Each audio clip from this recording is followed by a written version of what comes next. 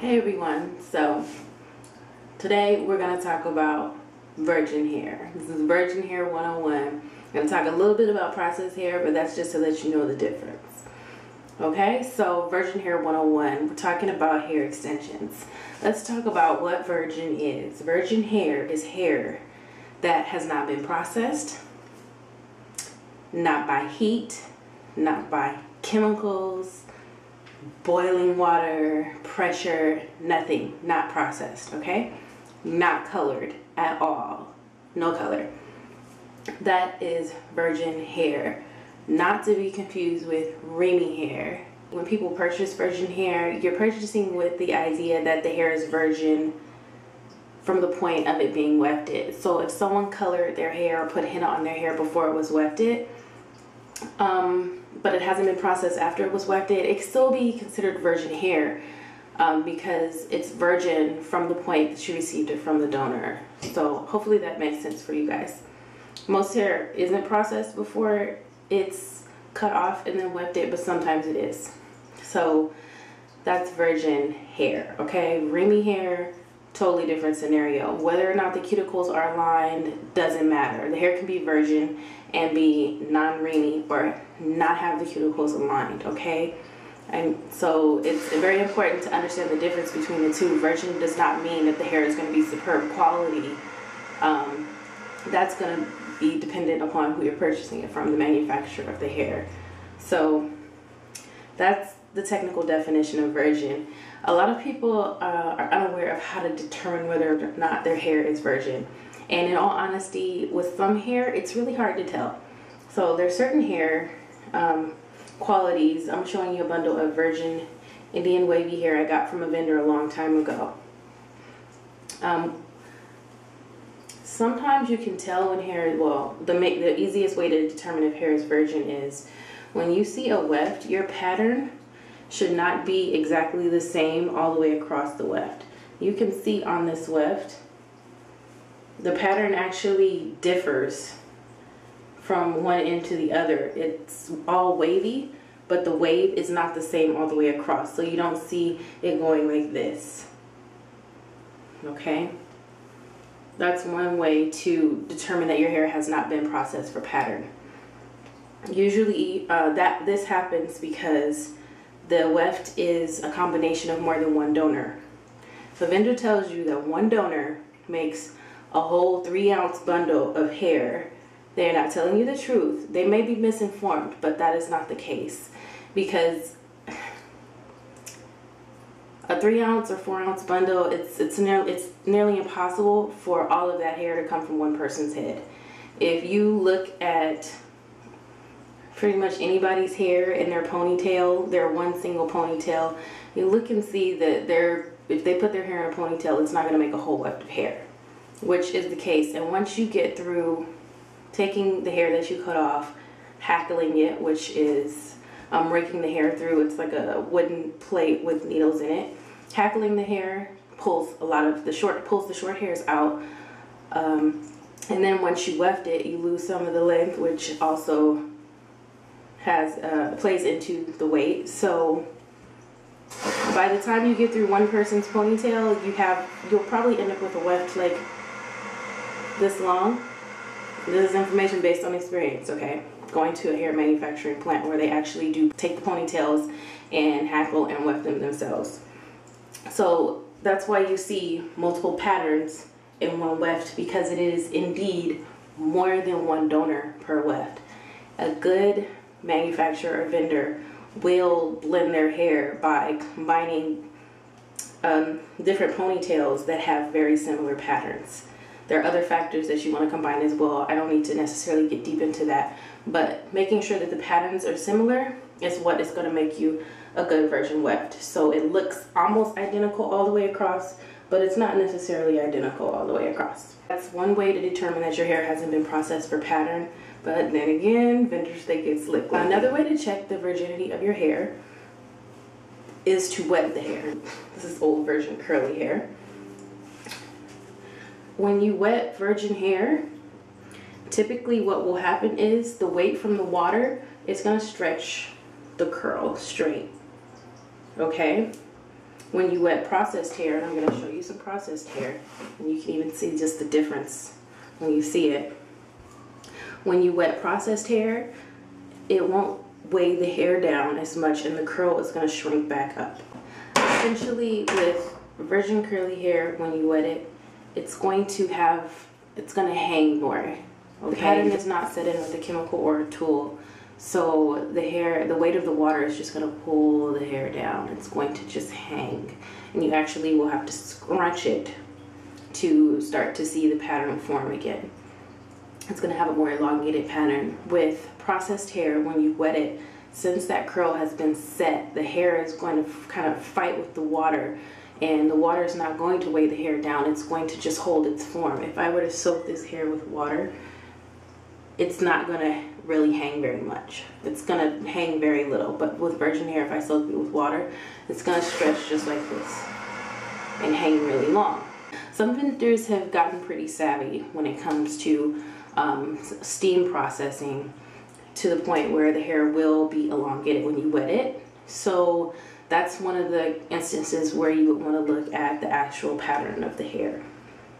Another thing about processed hair is when you see hair like what I'm wearing right now, or you see hair that has a texture like so, which is like a relaxed texture, that hair has been processed. If someone tries to sell you hair that is similar to this texture and tell you it's virgin Brazilian hair, it is not virgin. It is not Brazilian. It's processed hair, and it's most likely processed Chinese or Indian hair. So when you see the really sought after textures, then generally it's not virgin hair. Another thing about virgin hair: Brazilian hair, Malaysian hair, Russian hair, Italian hair, Peruvian hair, Argentinian hair, Filipino hair, that type of hair you're not likely going to run across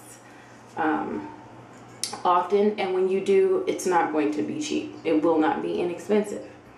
If someone is selling virgin Brazilian hair or virgin Russian hair and they're selling it to you for $75 a bundle, it's not virgin hair.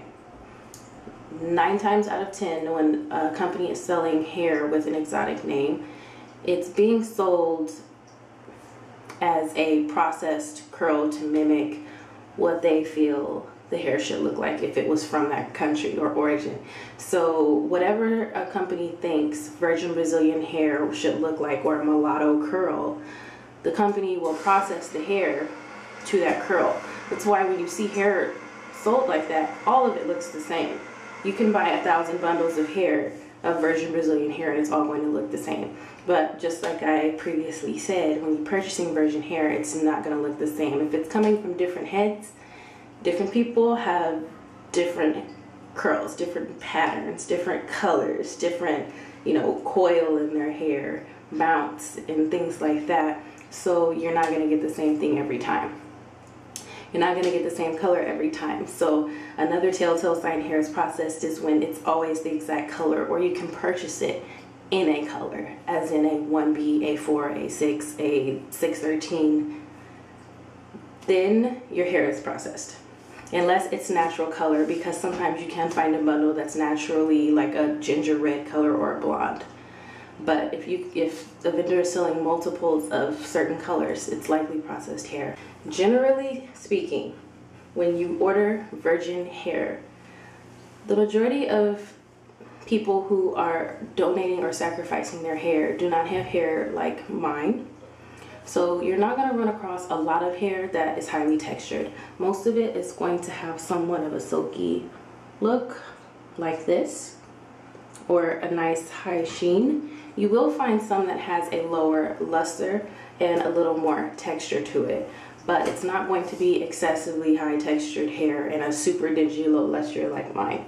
You will rarely ever find that available for sale from a vendor, and if you do, it's usually not going to be at a reasonable price. If you purchase virgin hair and good quality virgin hair with the cuticles aligned and intact, then generally your hair will last longer. It's going to hold up to styling better. Your curls will last longer, as in the pattern of the hair.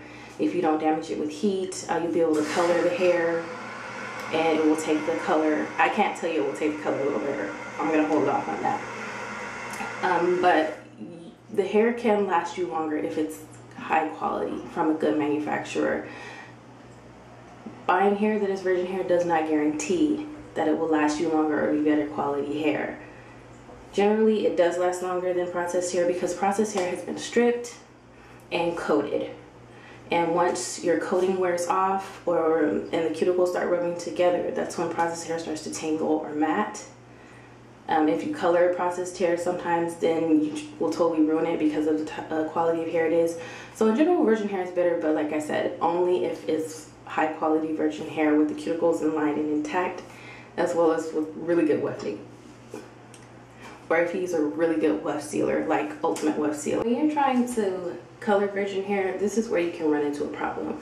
Because with processed hair, the cuticles generally have been stripped, therefore making it easier to color, and your color will likely come out more even because the color doesn't have to fight with as much cuticle in order to get the desired result. With virgin hair, everyone's hair is different. If you color your natural hair and then put the same color on someone else's natural hair, you're probably going to have a different result. Because the hair is virgin and not processed, and it comes from multiple donors on one weft, that hair can process differently, all on the same weft. So in some hair, the cuticle is really, really tight on some virgin hair because of the origin, especially if it's Asian hair. So it's a lot harder for the color or the chemical to penetrate through the cuticle of the hair shaft. It's a lot harder for the color to get through. So sometimes it won't get through unless you really know what you're doing when it comes to color. Then coloring virgin hair can actually be more complicated and produce worse results than coloring processed hair. So it's kind of give and take. Coloring virgin hair, it can also produce much better results. Coloring virgin hair, virgin Indian hair, to me, takes the best color because the hair strands are usually finer, and finer hair is easier to color, but it's also easier to damage. So you have to be careful with virgin hair, but if you get a really good quality and you treat it right, it can last you forever. I have virgin hair in my stash that I've had for many, many years, and it's still going strong. It's been colored, and I take good care of it, so it's lasted me a long time. But the same goes for processed hair. I have processed hair in my stash that I've had for years and years, that I've colored, that I take good care of, that's lasted me a long time as well. So you have to weigh the pros and cons and decide what's best for you. At the end of the day, what's really important is the quality and whether or not you really can trust that vendor. Wefting is extremely important. It doesn't matter what hair that you get. If it sheds from the weft profusely, then it's no good to you anyways. You're going to lose your hair, you're losing your investment, and it's probably going to also tangle in the process from the hair falling. So there are a lot of different things to think about, but that's the gist of what I wanted to tell you about virgin hair. I know I didn't cover everything. I'm going to allow you guys to leave me some questions that you may have, and then I'll go ahead and do another video answering those questions because this is such a broad topic to cover. But hopefully you guys found this video helpful, and I look forward to talking to you all again soon. Bye.